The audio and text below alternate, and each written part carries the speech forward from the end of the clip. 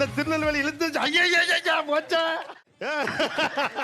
வச்சிருந்த சேமிப்புலேருந்து 500 ரூபா பணத்தை மணி ஆர்டர் அனுப்பிட்டு எனக்கு ஒரு லெட்டர் வந்ததுக்கு அப்புறம் இவங்கிட்ட பணம் கேட்கணுமா, இவங்கிட்ட இதெல்லாம் ஷேர் நீங்க ஒரு அம்பேர் வேற ஸ்டார்ட் வந்ததுனால நம்ம பழச மறந்துட்டானோ அப்படின்னு எனக்கு பார்த்துட்டு அது ஒரு குட் ஃபீலா நினைச்சிட்டு அப்படியே போயிடலாம். பண்ணலாம் வாங்க வாங்க. இப்போ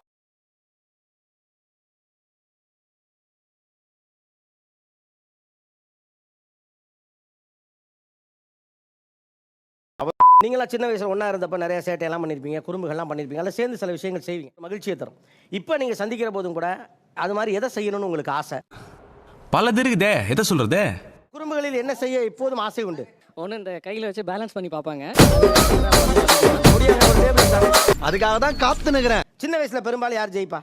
அவர் தான் சார்.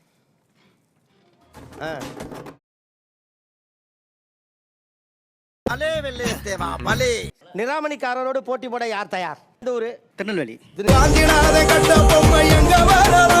திருநெல்வேலி இழுத்து ஐயா போச்சா. ஐயோ போச்சே. இது சும்மா ட்ரைலர் தாமா, என்னங்க மெயின் பிக்சர் நீ இன்னும் பார்க்கல. 35 சார். 35 பொறாம லைட்டா. ஏப்பா இப்ப இவரை யாராவது ஒரு கிராமத்தால யார் ஜெயிப்பீங்க? யார் போட்டி? வாங்க. அவர் உங்க ஊருக்கு கரெக்டா இருக்கு. வாங்க.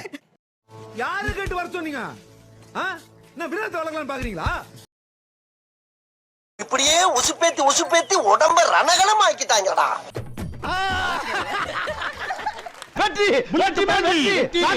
அடுத்த கிராமத்து சவால் யாரு? ஆரம்பிக்கலாங்களா? வாழ்க்கை ஒரு வட்டம்டா, இங்க ஜெயிக்கிறவன் தோப்பான், தோக்குறவன் ஜெயி. இவரோட போட்டி போட உங்க ஃப்ரெண்ட் அவரு? ஆமா சார்.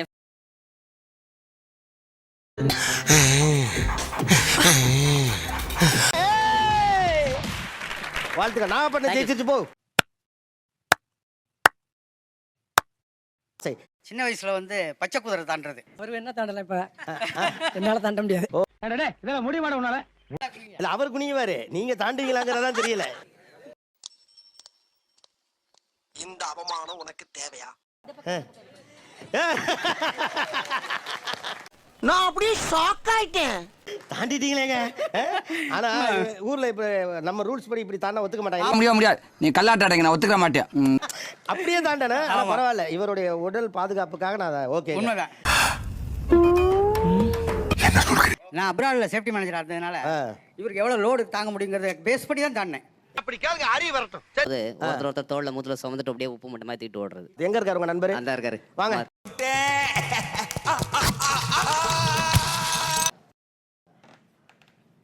நண்பன் என்ன ஓடுறாப்ல உண்மையாவே? அப்போ பால் எதுவுமே கிடையாது எங்களுக்கு வந்து விளையாடுறது. பால் இருந்தது கபடி, கோகோ இந்த மாதிரி தான். வேற என்ன சிறுவயது விளையாட்டுகளா சார்? கட்டவரல் குத்து சண்டை. கட்டவரல் குத்து சண்டை. பேரை கேட்ட உடனே சும்மா அதறது இல்ல. அப்படின்னா தமிழ் ரெஸ்லிங் சார். வாங்க, உங்க நண்பர் எங்க இருக்காரு? வாங்க. செய்க கரமான செய். ஐயோ, இப்படி ஒரு பைத்தியக்கார கூட்டத்தை இன்னொன்று என்ன பண்றதுன்னு தெரியல. 27 வயசுல ஐடி இன்ஜினியரும் நீ விளையாட்டாடாது. அதான் இந்த விரலை பிடிக்கணுமா? எங்கது ஸ்டார்ட் சார். ஆடி இருக்காரு எப்பயோ. இது ஒரு ஆட்டம். ஏன்னா அடிச்சு விளையாடுவாங்கன்னா நான் கூட கஷ்டம் நினைச்சேன்.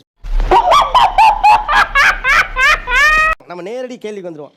நீ நகரத்துக்கு போனதுனால இப்படி மாறிட்ட, இது எனக்கு பிடிக்கல. வந்து இப்ப நான் என்ன உங்கள்கிட்ட சொல்றது?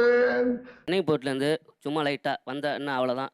அது ஏன்னா என்னங்கிற மாதிரி வச்சுக்கிறான். சின்னவன் தானே, நீங்க திருத்தக்கூடாதா? ஃபங்க்ஷன் டைம் மட்டும் தான் விழுப்புரம் வரேன். அப்போ வரும்போது பார்க்காம உன்னை எப்படின்னா பார்க்காம வந்திருக்கேன். எனக்கு நிறைய வேலை இருக்கு, நான் ரொம்ப பிஸி. ஆக்சுவலா என்னன்னா ஃப்ரெண்டுனா சும்மா ஜாலியா பேசுறது மட்டும் இல்ல, ஆழமா பேசுறது ஒண்ணு இருக்குல்ல. என்ன சொல்ற? ஒரு 25 வருஷமா ஒன்னா தான் இருந்தோம். இப்போ மேரேஜ் பண்ணதுலேருந்து நான் தனியாக வந்துட்டேன். இங்கே ஃபேமிலிக்கோசம் இங்கே நான் வேறு ஒர்க் பண்ணுறேன். இது நேற்று இன்னைக்கு இல்லை, காலங்காலமா தொண்டு தொட்டு நடக்கக்கூடிய ஒரு சம்பவம். உங்கள் நேட்டிவ்ல இருக்கும்போது ஹவுஸ் ஒய்ஃபாக தான் இருந்தாங்க. இங்கே சென்னை வந்ததுக்கப்புறம் அவங்க ஆஃபீஸில் ஒர்க் பண்ணிருக்காங்க. அப்படிங்களா? ரொம்ப சந்தோஷம். என்னோட செல்லையும் அவனோட செல்லையும் ஹிஸ்ட்ரி எடுத்து பாருங்க. அதிகமாக யார் ஃபோன் பண்ணிக்கிறேன்னு பாருங்க. இவன் சரியா வர மாட்டான்டா. இவன் தானே சரி வருவான். சரியா வர மாட்டான்டா. சொல்லுவான் சார் என்கிட்ட, மிச்சம் வேலை இருக்குண்டா அப்படின்னு. சரி, வேலையை முடிச்சுட்டு கூட ஃபோன் பண்ணி பேசலாம். அதுவும் பண்ண மாட்டேன் சார். டேய் டேய் டேய், அறிகிட்டவனே பரதேசி போல. நீ எல்லாம் ஃப்ரெண்டா? ஒரு ஃபோன் பண்ணா ஒரு 1.5 ரூபா ஓட்ட ஆனா ஏன் அவரோட இருக்கிறது, அவரோட பேசிட்டு இருக்கிறது, அவர் முகத்தை பார்க்கறதுல உங்களுக்கு அவ்வளவு மகிழ்ச்சி? சொன்னா நம்ப மாட்டீங்க, அப்ப சொல்லாத. இல்ல சார் எனக்கு நிறைய ஃப்ரெண்ட் இருந்தாலும் அவன் எனக்கு பெஸ்ட் ஃப்ரெண்டு சார். அது என்ன மாயமோ மந்திரமோ தெரியல, சின்ன வயசுல இருந்தே நாங்க 2 பேரும் நல்லவங்களாவே வளர்ந்துட்டோம். முன்னாடி வந்து ஒரு ஹாஸ்பிட்டல் எங்கள் ரிலேட்டிவ் ஹாஸ்பிட்டலில் சேர்த்துருக்கோம் அப்படின்னா அவரை கூப்பிடுவேன், உடனே வருவார். ஏன்னா எனக்கு இது மாதிரி ஆயிரக்கணக்கான பஞ்சாயத்து இருக்கு. ஒரு மனுஷன் ஒரு தடவை வந்தாச்சுன்னா அப்படியே கப்புனு யூஸ் பண்ணிக்கணும், புரியுதா? இப்போ ஒரு டோக்கன் போடுங்க அப்படின்னா கூட இப்போ டைம் இல்லை, அப்புறம் லேட்டாக போடுறேன் அப்படிம்பாரு. அதாவது கழுது மேய்க்கிற பையனுக்கு இப்படி ஒரு அறிவான்னு உன் மேல எல்லாருக்கும் பொறாமடா. இவருக்கு இவங்க பெரியப்பாவுக்கும் சித்தப்பாவுக்குன்னா நான் போய் டோக்கனை போடுங்க, இதெல்லாம் வந்து நம்ம செய்ய முடியும். நானா இங்க வரல, நம்ம தம்பி சொல்லிதான் உங்களை தேடி வந்திருக்கேங்கிறேன். சுற்றி உள்ள எந்த ஊரில் யாருக்கு எது பிரச்சனை வந்தாலும் உடனே போட போட்டுருவார். ஹலோ யாருங்க? போனை போட்டு கேன்சருக்கு யார் ஸ்பெஷலிஸ்ட்டு, டோக்கன் போட முடியுமா? இதெல்லாம் பெருமையா? கடமை, ஒவ்வொருத்தருடைய கடமை. இப்ப நீங்க ஏன் ஊர்ல இருக்க எல்லாருக்கும் அல்லது அந்த மாதிரி மருத்துவ உதவி எல்லாம் பண்ணணும்னு நினைக்கிறீங்க? சொல்றேம்மா சொல்றேன். நம்ம வந்து ஒரு கைடு தான் பண்ண போகிறோம், அழைச்சிட்டு போகிறோம் ஒரு நாள். ஆனால் அவங்களுடைய உயிர் அன்பான வார்த்தை ஒரு ஆறுதல் இருக்குது, அதுக்காக தான் நம்ம பண்ணுறோம். ரொம்ப நன்றிங்கய்யா, ரொம்ப நன்றி. நீங்க யாரோ எவரோ யார் வத்தவில்லையோ. மருத்துவ கட்டமைப்பு நிறைய இருக்குங்க, ஆனா அந்த இடங்களுக்கு போறதுக்கான கைடன்ஸ் இல்ல. எவ்வளவு கேவலமான பிறவிங்க இல்ல நம்ம. ஆக்சுவலா இந்த வேண்டாத வேலை 5 நிமிஷம் வேலை, 1/2 மணி நேரம் வேலையா இருக்கலாம், ஆனா ஒருத்தரோட லைஃப் அது சேவ் பண்ணும். நீ என்ன நினைக்கிறது? அதை நினைக்கலாமா? பொண்டாட்டி பிள்ளை பத்தி என்னமா நினைக்கிறேன்.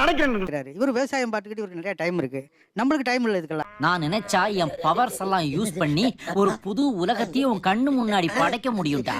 நம்ம இது என்ன நினைச்சிட்டு இருக்காரு நம்மள? ரவிக்கு எதுக்கு இந்த வேலை? சரியான செயலை செய்யறது சரிதானே? சரிதான், அந்த வேலையை நான் செய்யறேன். டெய்லி இதே பொழப்பா போச்சு உனக்கு. இப்ப இந்த வேலைகளுக்காக போறப்ப உங்க வேலைகள் பாதிக்கப்படாதா? இந்த இடம் தான் தெரியல இடம், மனசை தேத்திக்கங்க, பயந்துறாதீங்க. பொருளாதாரத்தை வந்து பின்னாடியோட சரி பண்ணிக்கலாம். அதில் போனால் சில நோய்கள் வந்து சரியான நேரத்தில் சரியான டாக்டர்கிட்ட போய் பார்த்தா தான் அது வந்து சரியாகும். இவ்வளோ விவரமா பேசுது தம்பி யாரு? நாங்கள் ஒரு 25 வருஷம் பொறுத்து அந்த யூனியன் ஃபங்க்ஷனுக்கு போனோம். எனக்கு வந்து எத்தனை பேர் என் கூட படிச்சாங்கன்னு கூட தெரியாது. தம்பி சொல்றது வேடிக்கையா இருக்கு. ரம்பிகா அமுதவல்லி அப்படின்னு அந்த அட்டண்டன்ஸ் வாரியா அதுலயே தான் இருக்காரு. இன்னும் அதை தாண்டி அவர் மேல வரல, மேல வந்திருந்தா இன்னும் நல்லா வந்திருக்கும். அதெல்லாம் நீ சொல்லப்படாது. ஏன் சொல்ற நீ? அதெல்லாம் நீ சொல்லப்படாது. நான் சொல்றது ஒரு 25 வருஷத்துக்கு முன்னாடி என்னை விட மேல இருந்தான். சொல்லவே இல்ல. ஹெச்ஆர்ல இருந்தான். ஹெச்ஆர்ல ஒரு 2 வருஷம் ஒர்க் பண்ணான், என்னை விட நல்ல சம்பளம் வாங்கியிருந்தான். பாத்தீங்களா, கவுளி கூட அடிக்குது. ஹலோ, நான் தான் ஃபீல் பண்ணேன். மீண்டும் ஒரு விவசாய சூழலுக்கே போயிட்டேன். நான் ஃபர்ஸ்ட் முதல் கையெடுத்ததே ஆர்கானிக் விவசாயம் தான். இந்த 2 மணி நேரம் இங்கே தான் நிம்மதியா இருக்கேன், மறுபடியும் அங்கே போக சொல்ற. நல்லபடியாக வந்தது எனக்கு. அதுக்கப்புறம் வனவிலங்கு என்னை காலி பண்ணிச்சு திரும்பியும். அதுக்கடுத்து கொரோனா.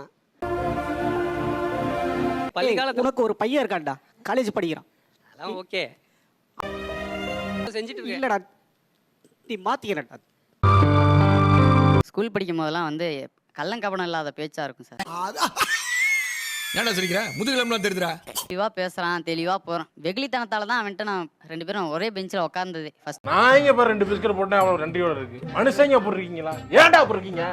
ஏன்டா போடுறீங்க? ஓகே, உங்களுடைய பழைய வெகுளித்தனம் இல்ல, நீங்க நகரம் உங்களை மாத்திருச்சுங்கறாப்ல. அது எனக்கு சிட்டி கொடுத்த இம்ப்ரூவ்மெண்ட் சார்.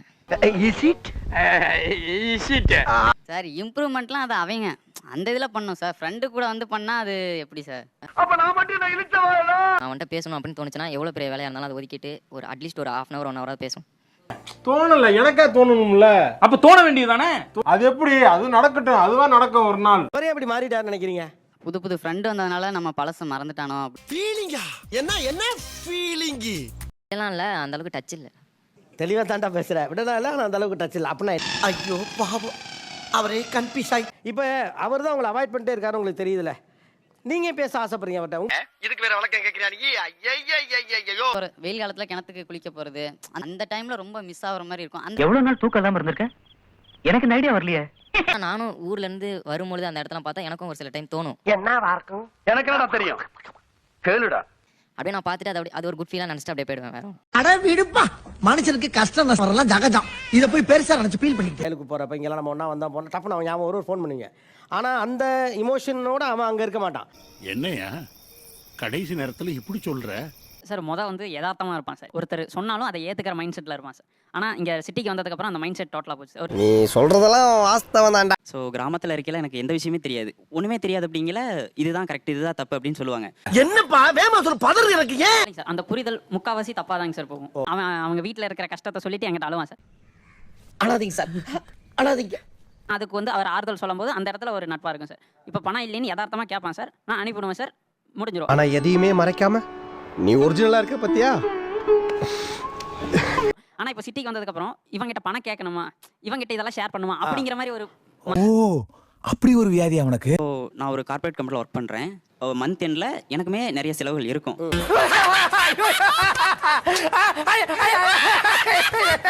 ஸோ நம்ம போய் அவன்கிட்ட கேட்டால் என்னடா இவ்வளோ வாங்குறியே, பட் உனக்குமே இவ்வளோ கஷ்டம் இருக்கா அப்படின்னு ஏதாவது தெரிஞ்சிருமோ.